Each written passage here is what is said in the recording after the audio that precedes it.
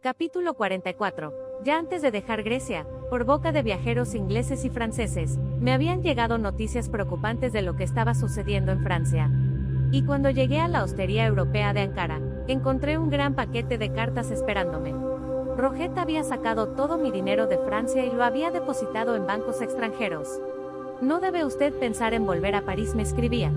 He aconsejado a su padre y a sus hermanos que se mantengan apartados de cualquier controversia. El ambiente, aquí, no es muy favorable a los monárquicos.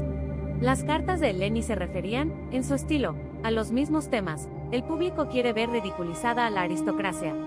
Una obrita nuestra, en la que aparece la marioneta de una torpe reina a la que pisa sin piedad un escuadrón de estúpidos títeres soldados que ella intenta mandar, arranca grandes risotadas y exclamaciones de los espectadores. Los clérigos también son objeto de burlas. En otro pequeño drama que representamos, aparece un sacerdote engreído que acude a castigar a un grupo de marionetas bailarinas, a las que afea su comportamiento indecente. Pero el maestro de baile de las muchachas, que es en realidad un diablo de cuernos rojos, convierte al desgraciado clérigo en un hombre lobo que termina sus días encerrado en una jaula de oro por las burlonas muchachas. Todo esto es obra del genio de nuestro divino violinista, pero ahora es preciso estar con él todos los momentos que pasa despierto. Para obligarle a escribir, le atamos a la silla y le ponemos delante papel y tinta. Y si no basta con ello, le obligamos a dictar las obras mientras nosotros las transcribimos. Cuando recorría las calles, no hacía más que acercarse a los transeúntes para decirles con voz apasionada que en este mundo hay horrores que no imaginan ni en sueños. Y te aseguro que, si París no estuviese tan ocupado leyendo los panfletos que denuncian a la reina María Antonieta, nuestro amigo ya habría conseguido que acabaran con todos nosotros. Respecto a nuestro amigo más antiguo, cada noche que pasa se muestra más irritado. Naturalmente, me apresuré a contestar a Eleni rogándole que tuviera paciencia con Nicolás, que tratara de ayudarle durante aquellos primeros años. Sin duda, habrá algún modo de influir sobre él, escribí. Y por primera vez, añadí una pregunta: ¿estaría en mi mano cambiar las cosas si yo regresara? Releí las palabras largo rato antes de estampar la firma. Las manos me temblaban. Por fin, sellé la carta y la envié enseguida. Por muy solo que me sintiera, la idea de volver a París, de ver de nuevo el pequeño teatro, me resultaba insoportable. ¿Y qué podría hacer por Nicolás cuando estuviera allí? La antigua advertencia de Armand se repetía en mis oídos. De hecho, daba la impresión de que Armand y Nicolás estaban siempre conmigo, no importaba dónde me hallara. Armand, lleno de siniestras advertencias y predicciones. Nicolás, burlándose de mí con el pequeño milagro del amor convertido en odio. Jamás había necesitado a Gabriel como en aquel instante, pero ella hacía mucho que me había tomado delantera en nuestro viaje. De vez en cuando, evocaba el recuerdo de cómo eran las cosas antes de que dejáramos París, pero ya no esperaba nada de ella. En Damasco me aguardaba la contestación de Eleni: él te desprecia con la misma intensidad de siempre. Ante la sugerencia de que quizá deberías acudir a su lado, se echa a reír. No te digo estas cosas para que te obsesiones, sino para que sepas que hacemos cuanto podemos para proteger a este joven que jamás debería haber nacido al reino de las tinieblas. Está abrumado por sus poderes, desconcertado y enloquecido ante su visión. Los demás ya hemos visto otras veces todo esto, y conocemos el lamentable final que le espera. Pese a todo, este mes ha escrito su mejor obra. Las bailarinas marionetas, sin cuerdas en esta ocasión, son cegadas por una epidemia en la flor de su juventud, y descansan bajo lápidas y coronas de flores. El sacerdote llora sobre las tumbas antes de marcharse. Entonces llega al cementerio un joven violinista mágico, y mediante su música, consigue que las muchachas se levanten. Vestidas de vampiros con túnicas de seda negra con volantes y cintas de negro satén, salen de las tumbas y bailan alegremente mientras siguen al violinista camino de París, representado por una hermosa estampa pintada en el decorado. El público se muestra entusiasmado. Te aseguro que podríamos dar cuenta de nuestras presas mortales en el escenario, y los parisinos no harían otra cosa que aplaudir, creyendo que se trata del último truco que hemos inventado. También encontré una carta alarmante de Roget. París estaba dominado por una locura revolucionaria. El rey Luis se había visto forzado a reconocer a la Asamblea Nacional. Todas las clases populares se estaban uniendo contra él como jamás había sucedido. Roget había mandado un mensajero al sur para que viera a mi familia e intentara determinar el ambiente revolucionario en el campo. Respondí a ambas misivas con la preocupación y la sensación de impotencia que eran de esperar, y mientras enviaba mis pertenencias al Cairo, tuve el presentimiento de que todo aquello en lo que confiaba estaba en peligro. Exteriormente, continuaba mi mascarada como noble viajero sin ningún cambio aparente. Por dentro, el demonio cazador de las tortuosas callejas urbanas se sentía callada y secretamente perdido. Por supuesto, me dije a mí mismo que era importante viajar al sur, a Egipto. Que Egipto era una tierra de antigua grandeza y de maravillas intemporales. Que Egipto me hechizaría y me haría olvidar aquellos sucesos que se producían en París, y que no estaba en mi mano cambiar. Pero mi mente establecía una relación más. Egipto, más que cualquier otra tierra del mundo, era un lugar amante de la muerte. Finalmente, Gabriel apareció como un espíritu surgido del desierto de Arabia y zarpamos juntos. Pasó casi un mes hasta que llegamos al Cairo, y cuando encontré mis pertenencias esperándome en la residencia para europeos, había entre ellas un extraño paquete. Reconocí de inmediato la letra de Lenny, pero no pude imaginar por qué me mandaría un bulto como aquel, y me quedé contemplándolo un cuarto de hora seguido, con la mente más en blanco que lo que jamás la había tenido en mi vida. No había mensaje alguno de Roget. Me pregunté por qué no habría escrito el abogado. ¿Qué habría en el paquete? ¿Por qué estaba allí? Finalmente, advertí que llevaba una hora sentado en una habitación entre un montón de maletas y baúles y contemplando un paquete, mientras Gabriel, que no mostraba ganas de esfumarse todavía, se limitaba a observarme. ¿Vas a marcharte?, susurré. Si tú quieres, respondió. Era importante abrir aquello. Sí, abrirlo y descubrir de qué se trataba. Sin embargo, me pareció igualmente importante echar un vistazo a la destartalada habitación e imaginar que era la de una posada de pueblo en la Auvernia. He soñado contigo, dije en voz alta, con la mirada en el paquete. He soñado que vagábamos juntos por el mundo, tú y yo, y que los dos éramos serenos y fuertes. He soñado que nos cebábamos en los malhechores como hacía Marius, y al mirar a nuestro alrededor, sentíamos asombro, pavor y pena ante los misterios que presenciábamos. Pero éramos fuertes. Seguíamos siempre adelante. Y hablábamos. Nuestra conversación seguía y seguía. Rasgué el envoltorio y vi la funda del Stradivarius. Quise decir algo más, solo para mí mismo, pero se me hizo un nudo en la garganta. Y mi mente no podía transmitir mis palabras por sí sola. Alargué la mano y tomé la carta que se había deslizado a un lado sobre la madera pulida. Como me temía, las cosas han llegado a lo peor. Nuestro amigo más viejo, enloquecido por los excesos de nuestro violinista, le encarceló finalmente en tu antigua residencia. Y aunque le dejó en la celda su violín, le cortó las manos. Con todo, debes saber que, entre nosotros, tales apéndices siempre pueden reinstaurarse. Y las manos en cuestión fueron guardadas en lugar seguro por nuestro amigo más viejo, que dejó sin sustento al herido. Durante 5 noches. Por último, cuando la acción del grupo entero consiguió de nuestro amigo más viejo que soltara a N y le devolviera todo cuanto era suyo, el asunto se dio por zanjado. Pero N, enloquecido por el dolor y el ayuno, pues este puede alterar por completo el temperamento, se sumergió en un silencio impenetrable y así permaneció un tiempo considerable. Por fin, acudió a nosotros y habló solamente para decirnos, como haría un mortal, que había puesto en orden todos sus asuntos. Teníamos a nuestra disposición un fajo de obras recién escritas, y a cambio, debíamos convocar y celebrar con él el antiguo aquelarre en algún lugar del campo, con su hoguera de costumbre. Si no lo hacíamos, convertiría el teatro en su pira funeraria. Nuestro amigo más viejo accedió solemnemente a sus deseos, y jamás habrás asistido a un aquelarre semejante, pues creo que todos parecíamos aún más infernales con las pelucas y los ropajes finos, con nuestros trajes de baile de vampiros, negros y llenos de volantes, formando el viejo círculo y entonando los viejos cánticos con el desparpajo de unos actores. Deberíamos haberlo celebrado en el boulevard, dijo él. Pero tened, enviad esto a mi creador, y puso en mis manos el violín.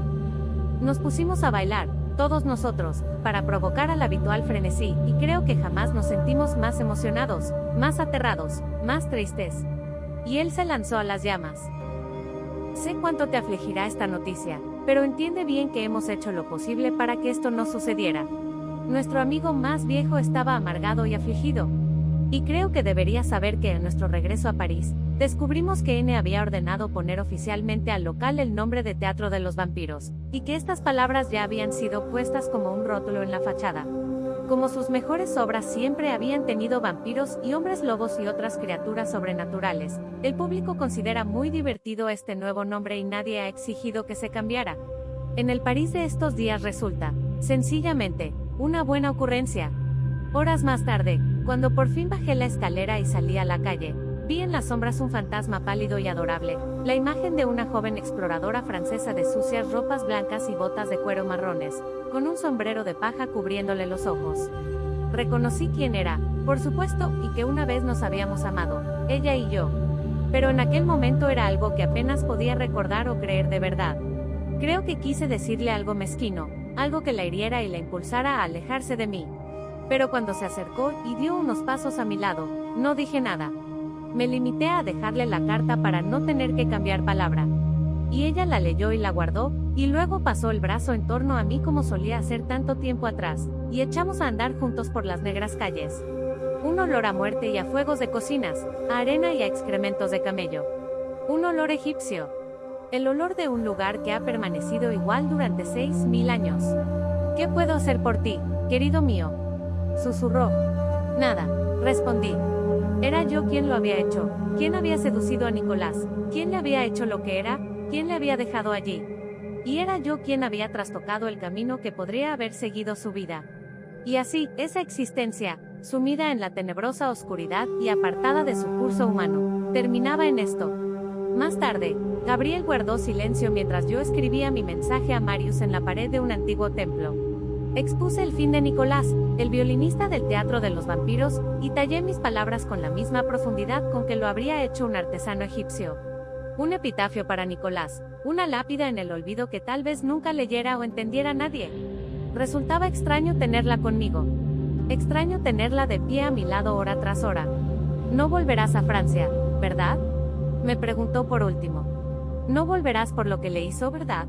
Por lo de las manos. Dije yo. ¿Por lo de amputarle las manos?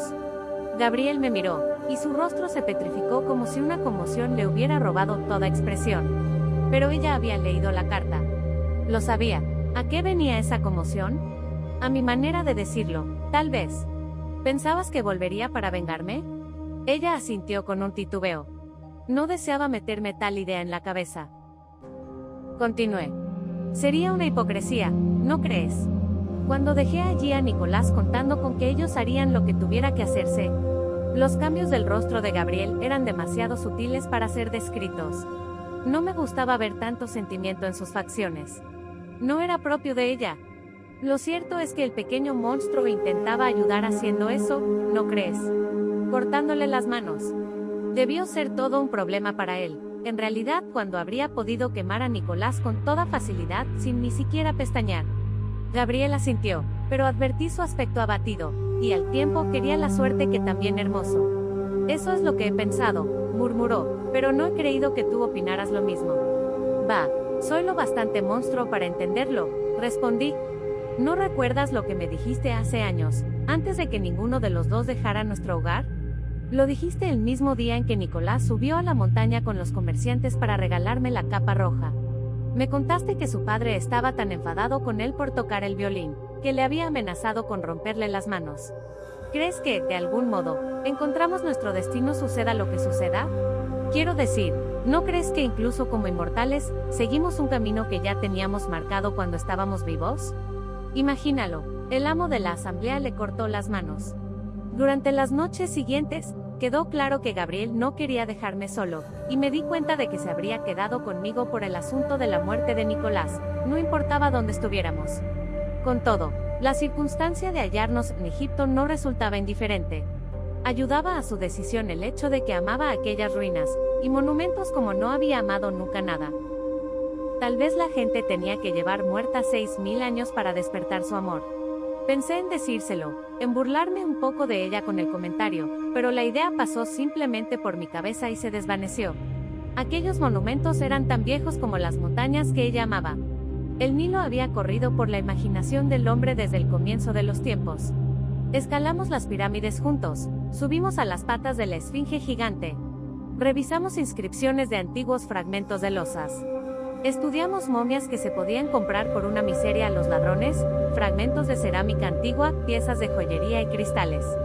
Dejamos que el agua del río corriera entre nuestros dedos y salimos de casa a dúo por las estrechas callejas del Cairo, y entramos en los burdeles a reclinarnos en los almohadones, y ver bailar a los muchachos, y oír a los músicos tocando una música cálida y erótica que, por un momento, ahogaba el lamento del violín que sonaba en mi cabeza en todo instante.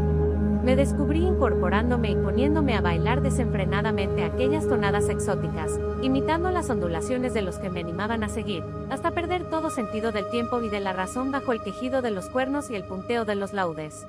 Gabriel permanecía sentada, quieta, sonriente, con el ala de su manchado sombrero de paja blanco cubriéndole los ojos. Ya no nos hablábamos. Ella era solo una especie de belleza pálida y felina, de mejillas manchadas de barro, que vagaba por la noche eterna a mi lado.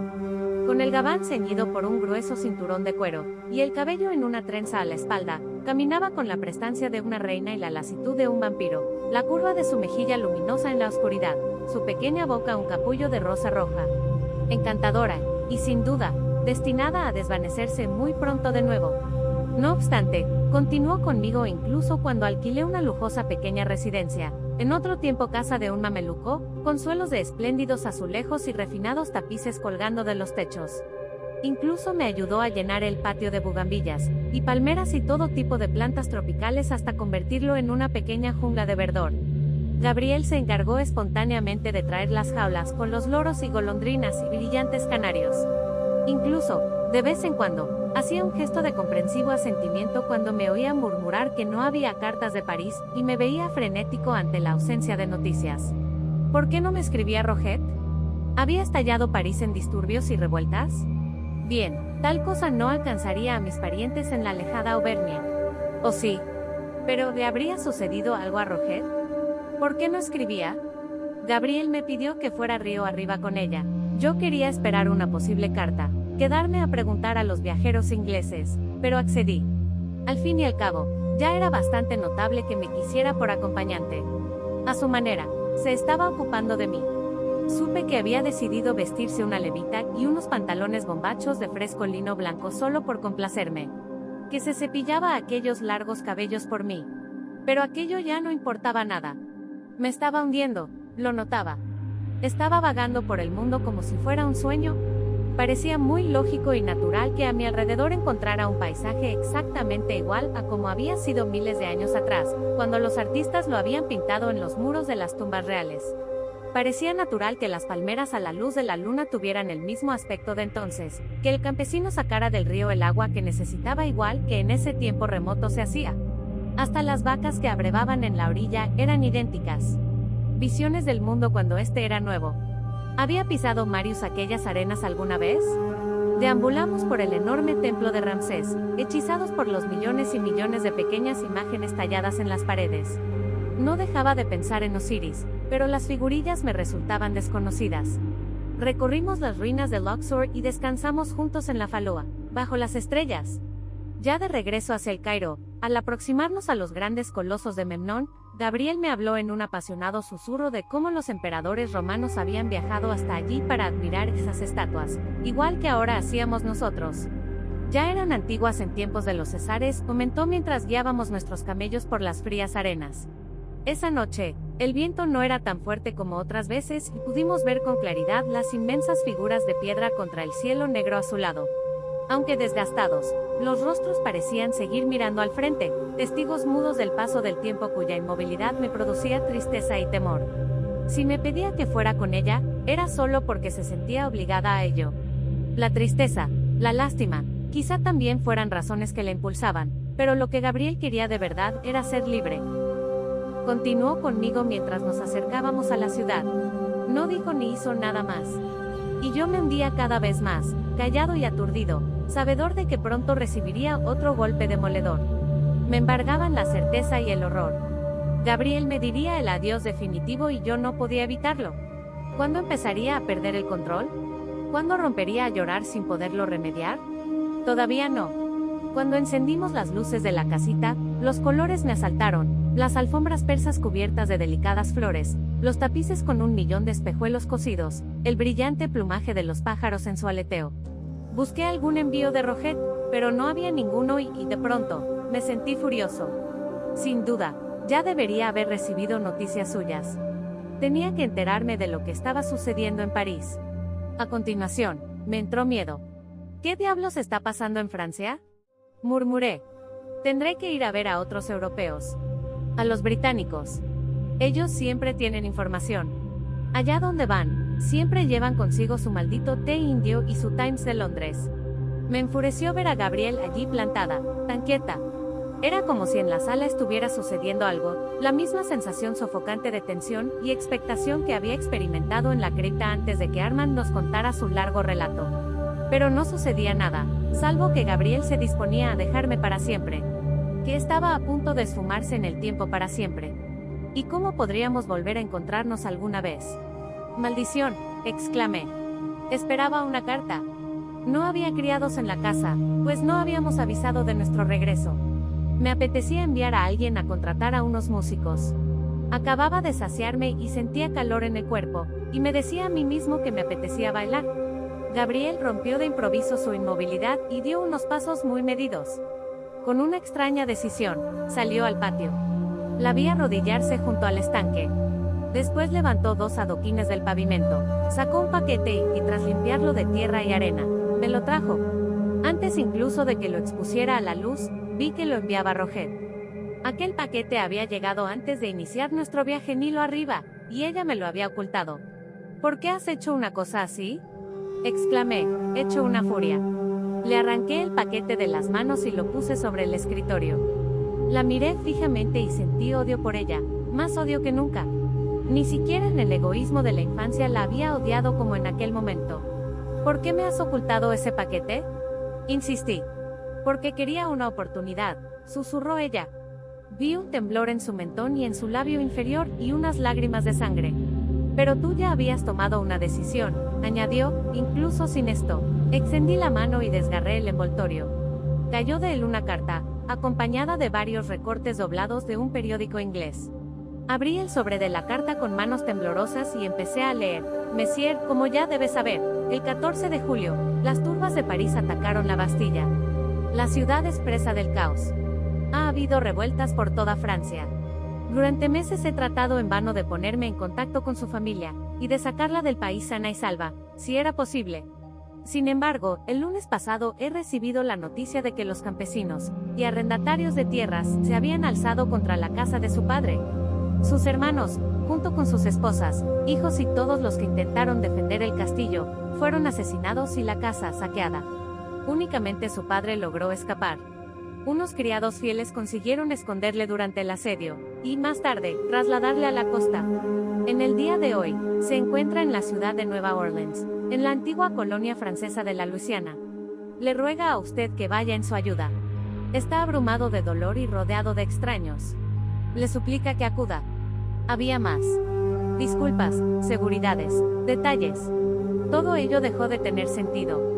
Guardé la carta en el escritorio, y me quedé mirando la madera de el charco de luz que producía la lámpara. No vayas a su lado, dijo Gabrielle. Su voz resultaba pequeña e insignificante en el silencio. Pero el silencio era como un inmenso grito. No vayas a su lado, repitió. Las lágrimas, 2 largos regueros rojos que brotaban de sus ojos, surcaban sus mejillas como si fueran el maquillaje de un payaso. Vete, susurré. La palabra flotó en el aire, y de improviso, mi voz se elevó de nuevo. Vete, volví a decir. Y nuevamente, mi voz no se detuvo sino que continuó elevándose hasta que me encontré gritando con extrema violencia. Vete.